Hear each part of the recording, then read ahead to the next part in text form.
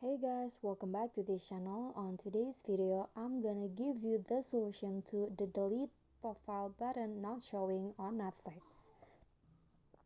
So if you guys want to delete a profile in your Netflix account but you can't find the delete button, here's probably why. So if you want to delete, just go to your profile first, click on your profile on the top right corner and then click on manage profiles, and in here choose the profile that you want to delete. For example, this one, click on the profile, and here you can see that there is no delete button on this profile on Netflix.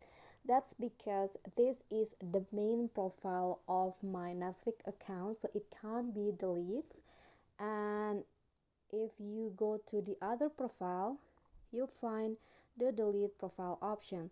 So you can delete the main profile, but you can always delete the other profile here.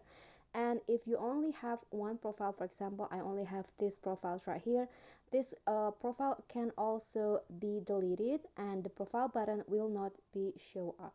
So if you want to delete, you just can delete the profile right other than the main profile in your Netflix. So I hope you understand what I mean, and that's basically it. I hope this tutorial will be helpful. Thank you guys so much for watching. Don't forget to like, comment, subscribe, and also click on the thanks. Bye.